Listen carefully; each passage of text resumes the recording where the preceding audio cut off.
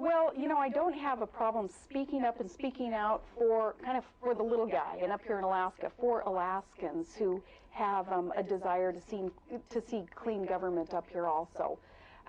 Again, I believe that a conservative or Republican agenda is the right agenda for the state of Alaska, where everybody's going to be treated equally, where we're going to have aggressive but safe resource development so that we can quit relying on the federal government so much and Alaskans can start paying our bills ourselves instead of waiting for the federal government to keep pumping in dollars into our economy here. So that agenda, in order for it to be adopted and incorporated in, we have to prove that we have clean government. We have to build trust between the public and government. We have to build trust also between the federal government and federal officials and our state officials. The only way to do that is by running a really clean show up here. We have to show that we're responsible, we're trustworthy, we're trusting.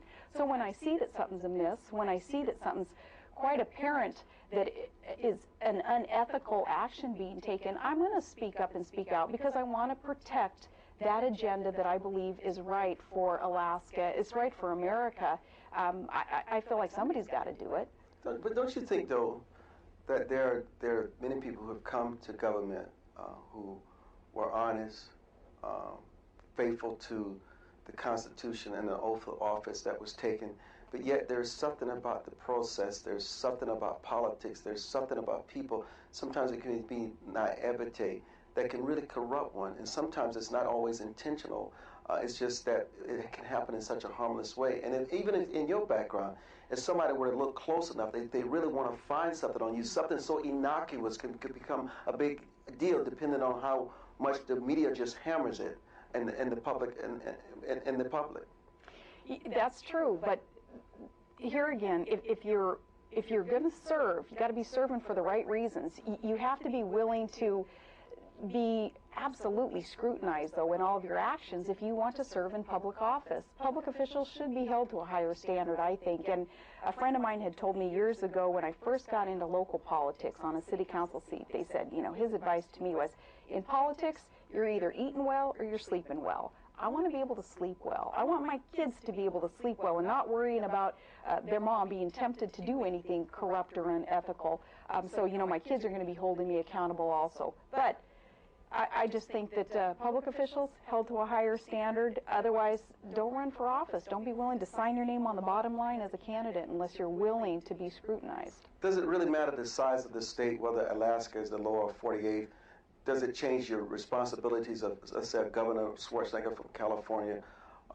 Does it really change? No, absolutely not. It doesn't matter the size of the state, the population in which you're serving. You know, we're all in this together, I think, elected officials, and we all have an obligation to run a clean show, to serve for the right reasons, and to be selfless, to, you know, incorporate that servant's heart that we're supposed to be having if we want to serve our fellow man.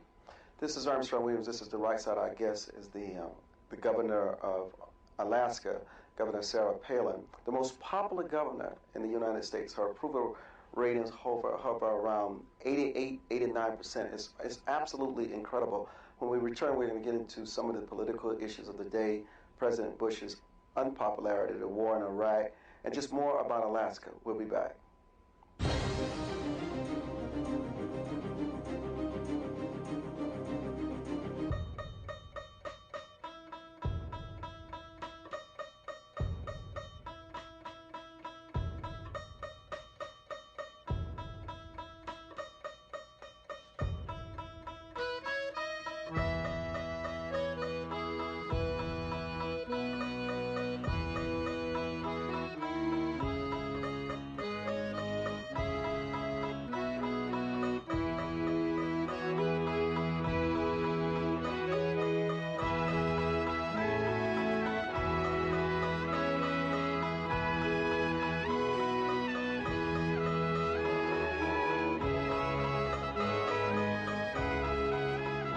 You wouldn't treat a crash test dummy like a child.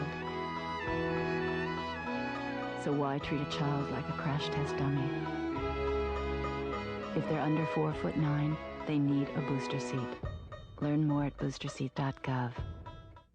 There's a lot of talk out on the street about his mother, your mother.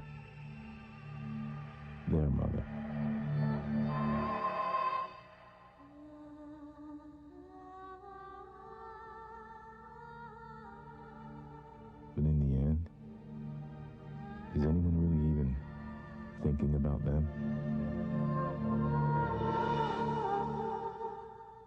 200 years ago, Lewis and Clark set out to discover an all-water route to the Pacific. But what they really discovered in themselves and everyone they encountered are qualities we can still learn from today. As we commemorate the Lewis and Clark bicentennial, we invite you to walk with them at lewisandclark200.org and see what you discover, because their trail winds through us all.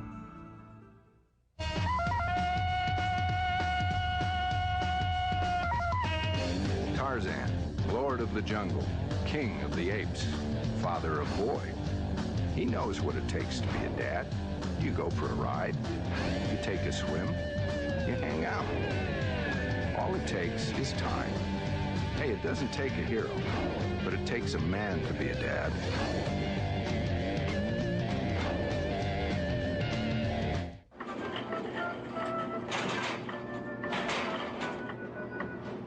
What is that thing?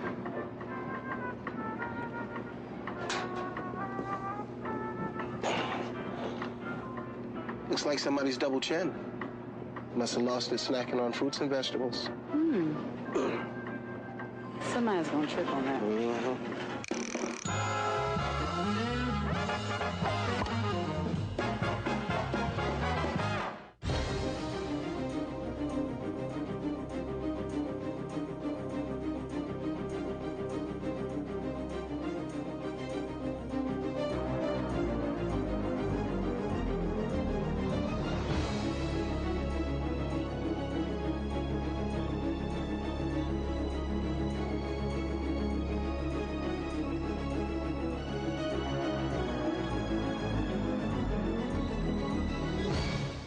Welcome back. Our guest is the governor of Alaska, Governor Sarah Palin.